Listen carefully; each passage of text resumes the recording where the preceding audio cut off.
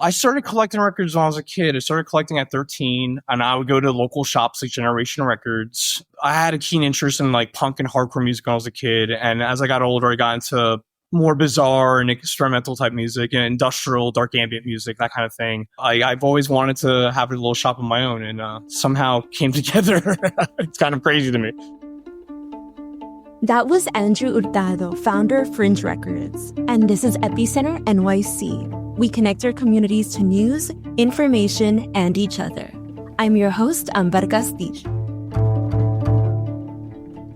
Located in Ridgewood, Fringe Records NYC is more than a record shop. It's a queer-owned, vibrant cultural hub hosting everything from artist markets and comedy nights to noise shows and cult film screenings. It's a place where niche music meets community connection, a sanctuary for music, inclusivity, and creativity. At the heart of it all is Andrew Hurtado, a longtime collector of underground music and first-time brick-and-mortar business owner. Today, I sit down with Andrew to learn more about his journey of turning a DIY distro into a brick-and-mortar shop and the lessons he's learned along the way. Before we jump in, a quick message from our team. Hi, I'm Mariana from the Epicenter NYC team, and I have an important health question. Have you experienced unexpected brain fog, fatigue, or mood changes? These may be symptoms of long COVID. Most people who have COVID-19 completely recover, but some have lasting symptoms and health problems. If you need more information about what this means, we can help. Long COVID is real. You can stay protected by keeping up to date with your vaccines. Don't let COVID derail your health. Schedule your appointment today. Send us a note at hello@epicenter-nyc.com or call or text us at 917-818-2690. Now back to the show. Here's my conversation with Andrew. My name is Andrew Hurtado. I go by he, him, and I am the owner of Fringe Records NYC over in Ridgewood, New York. It's a record shop more nichely based on extreme music, like industrial music and goth-related stuff and heavy metal and extreme metal. But we sell a lot of like dance stuff. There's a ton of Italo and house music and a lot of queer dance music, old school boogie, post-disco stuff. It's a niche record shop, but we cater to all sorts of crowds, and it's very queer friendly here. Obviously, I'm a gay man. And how did you find the space in Ridgewood? I was lucked out. I was walking down the street and I saw a rental sign on the window, and that's how it started. How was it just starting the business? What was the biggest challenge in starting it and in getting it running? Well, I mean, I've never had a storefront before, so like the entire commercial lease application, everything was totally foreign to me. I had to get the LLC set up and get the business license set up with the city and the tax resale license and all that. Like a lot of new things for me. This started as a small DIY distro, more or less curating towards the more niche music I sell, the industrial music and the extreme metal, all that. So it was a hobby business at first, and now I'm in an actual storefront, and it's fantastic. Could you describe the physical space and the aesthetics for folks who haven't been? It's becoming the noise hub for I guess like in North Brooklyn, Queens area. I have a bunch of friends who make industrial noise music, that kind of thing, and we've had 2 in-store events so far, small art gallery style shows.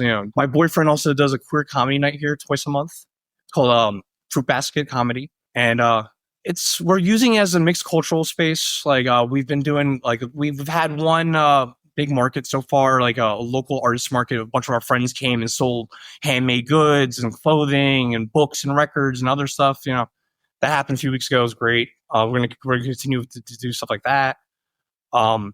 It's a mixed use cultural space, more than just a record shop. Can you talk about when the idea for the business really started, and also a bit of your journey into this kind of music?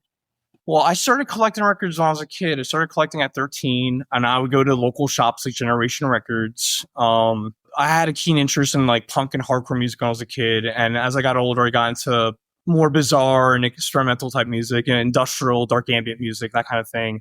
I make industrial music. I also play in a metal band. I sell my own records and tapes here.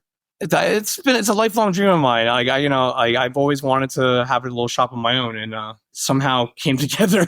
It's kind of crazy to me.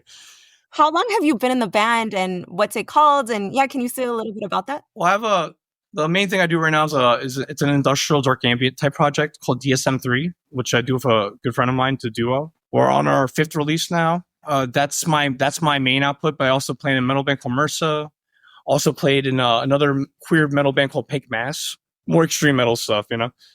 And how do you navigate both being an artist and being a business owner? And, was this your first brick and mortar business venture? Oh yeah, I've never owned a shop before, so yeah, this is entirely new to me. All the entire process of getting the business licensing going and the sales tax and all that it was all foreign to me. So yeah. How were you able to learn it or at least start learning some of this? Like I said, I started this as a small distro, so I've been selling records for years, doing artist markets and record fairs and punk rock flea markets, that kind of thing. When I play shows of my projects, I'll bring crates of records to the shows and sell records at the shows. So this didn't happen overnight, by any means.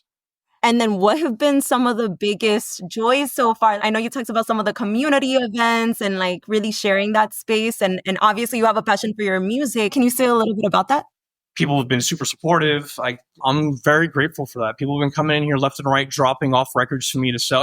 We run a buy-sell trade business, so I buy records from people. They'll either cash out or they'll do a trade-in with me.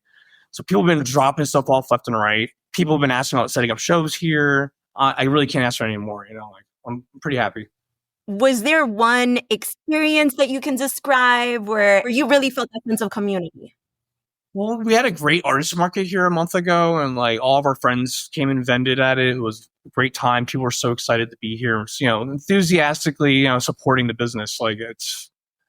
I'm super grateful for that. And all the people that have come in here over the past few months, I've been like, oh, I'm so happy you're doing this. Honestly, it kind of shocks me. I didn't know how it would be received, I had no idea. People who are stopping by and saying these things, are they mostly from the neighborhood or? Well, yeah, and a lot of people that are into the niche, like the industrial noise music and extreme, like black and doom metal, that kind of stuff, and the goth stuff. Those people have been flocking here. All the tri-state area scene people have been coming. People from Jersey, Long Island, Westchester, Manhattan and Brooklyn. The people have been coming out. How have they found out about you guys? We have an online presence. I run an Instagram page. That's where I post all the events we do. It's just, it's a very small community. Everyone that's involved in the noise stuff, we all know each other. It's I know people out on the West Coast, all over the country. I know people out in Europe. I went to Japan last year for a big festival. The label that puts out our stuff put together. It's a very niche thing, but it's an international community. I know you alluded to this a bit, but what would you say is your business's role in your community? Well, I mean, it's becoming a hub for the people that are into the noise stuff. When my upstairs neighbor in my building, he runs a label called Thousands of Dead Gods, and they had a shop. They had their own brick and mortar that they closed about a year or two ago, and they've been flooding me their releases.